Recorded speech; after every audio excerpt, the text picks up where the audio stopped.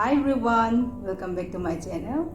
Today I'll be having a cheese recipe called Shamu datshi. It's a Bhutanese dish, mushroom with cheese, and here I have a leafy vegetable stir fry, curd and salt, plain boiled winter melon, boiled and fried eggs, and fried fish. I'm still on my dieting journey, and today I'll have this. Miyam masigi chinjak ti dieting ki chinjak si hoire ga si gidi nhalan video thai ki do cheese ki recipe uchige ha do si hoire asi Bhutanese ki recipe ni ko Bhutan ni recipe ni si moi no miyam taram ni moi national dish to ema datshi han ko ne ba do gi variety man si na mushroom gi ne ba ko asi na shamu datshi ko ado si na leafy vegetable fry to jaba dahi si na gi dessert hoire thum khra hapne store-bought champot yerum phutlaga ngauba aduga nga si already ngasi dieting weight loss ki dieting chinjak se cha dringai da asi mushroom gi se kamai thombra du isam sam thong mane du utchirakke. First, please check out the shamu datshi recipe. These are the ingredients I'll be using for preparing shamu datshi. Si singoire shamu datshi sim na ingredients sing some garlic, 1 packet of button mushroom, half onion, 1 medium-sized capsicum. If you want chili, you can use, and a bit more than 1 cube of processed cheese. See oire garlic kra laire, chanam kra laire, mushroom se packet amani, duga si capsicum medium size amani buka duga cheese se cube amakhazik helam gadaw male duga half onion. First, I'll slice the vegetables.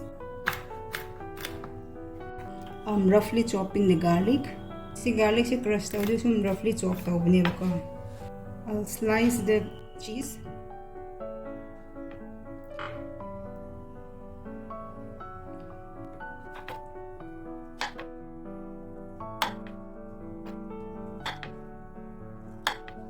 So mariga to halage capsicum.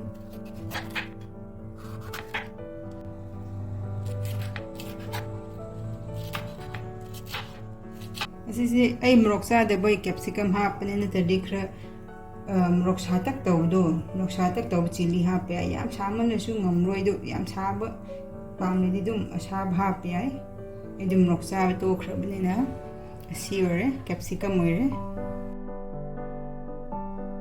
thao khli khap kresi si teaspoon phao yaw roi ko non stick ni na thao si dumuk chang roi ba du sha halase let it heat up a bit. This is not even a teaspoon. Now the garlic.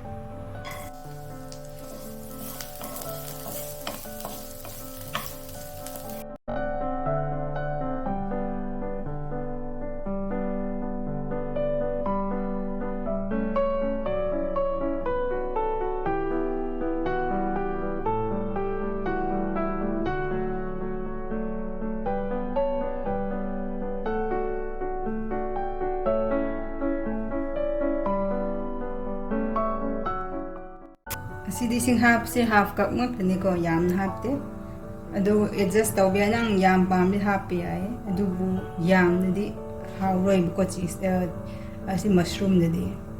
After 4 minutes of cooking, this is 4 minutes or in thong like the process is have say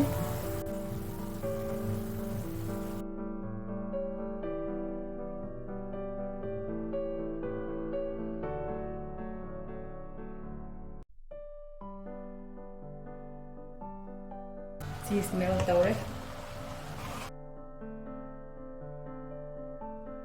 asi khumda na dum ising khra kang han hi ge phajane di kang han lo khra di thamni asi gi mushroom se ne khra chaw na kak pani ba ko adu gi matam khra sang thong ni na tadi thona mulle ko mushroom se slice picnic kak le di dum 5 minutes kum na mulle ni ba.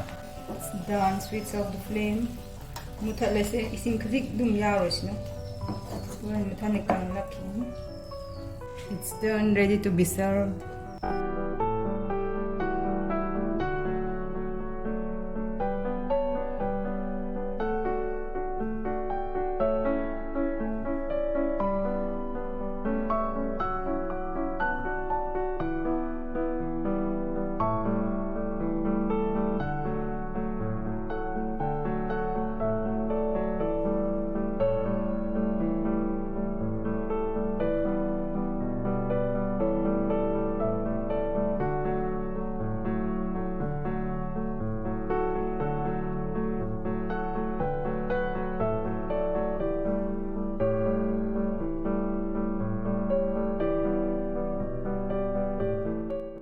Now let's start enjoying the food.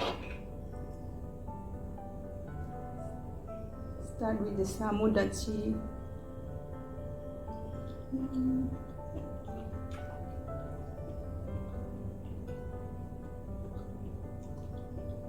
Simply awesome. You can taste the creaminess from the cheese, and the real taste of mushroom is there, so it's very nice.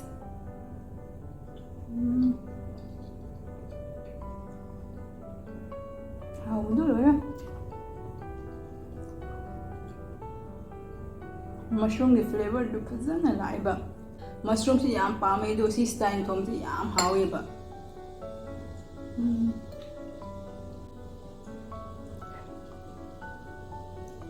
Vegetable fry, red ka green leaf vegetable mixed around में Siya.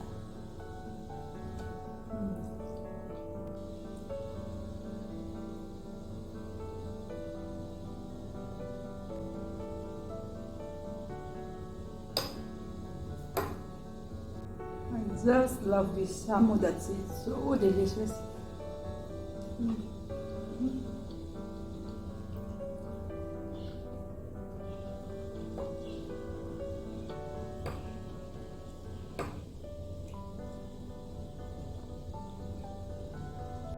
Hawdu loida sija mushroom ki taste fazana laatne na ko mahaw duga manam su mushroom ki fazana la.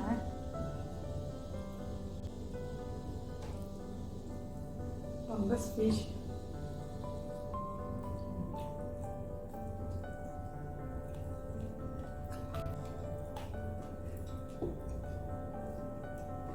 Non-veg actually yerum si yerum na ko ide calorie low way ko dum tang nga ne ba. Toy nga na tara yerum sa atay chicken ngumbo oksa guma marak sa bumot ne. Nami ko din di yerum na tara nga sa ba.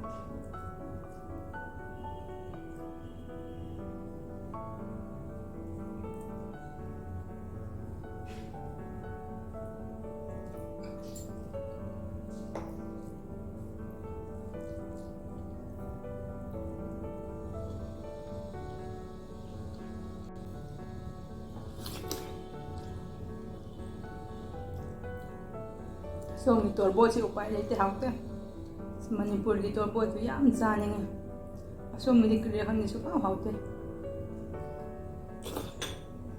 Samput pambe ko dum am kak chap so boring to dum mix tower chap amrak to torbo amrak to sebot amrak to thabi dum mix tower.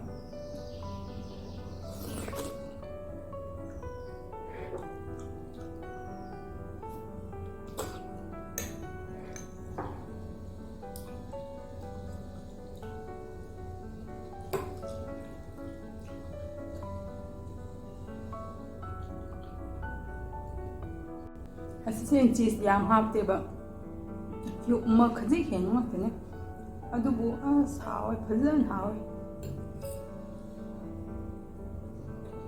yam to try tawra yeng bi se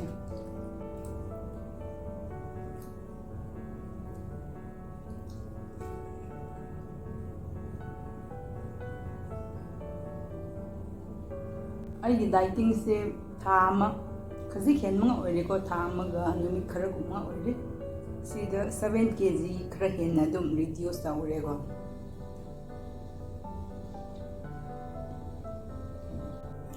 dahi just 1 tablespoon only, not much. Dahi dipu ke mag pabay dum sa amni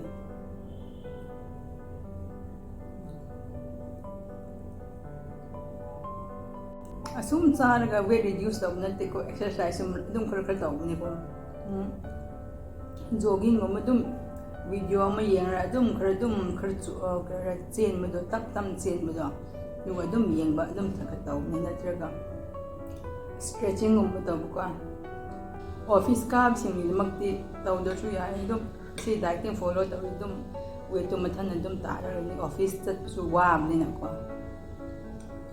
stretching mo taw ya ꯑꯁꯤ ꯆꯤꯁꯀꯤ ꯑꯦꯟꯁꯥꯡꯁꯤ ꯌꯥꯝ ꯍꯥꯎꯏ try ꯇꯧꯔ ꯌꯦꯡꯉꯣ ꯆꯤꯁꯁꯨ ꯌꯥꯝ ꯍꯥꯞꯇꯕꯅꯦ ꯈꯖꯤꯛ ꯍꯥꯞꯄ꯭ꯔ ꯊꯣꯡꯕꯅꯦ ꯑꯗꯨꯒ button ꯃꯁꯔꯨꯝ ꯅꯠꯇ꯭ꯔꯁꯨ ꯍꯧꯖꯤꯛ ꯑꯩꯈꯣꯏꯒꯤ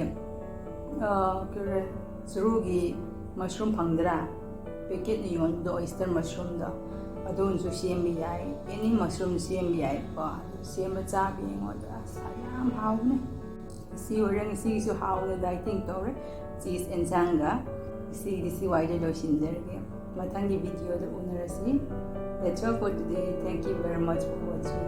Bye. Take care.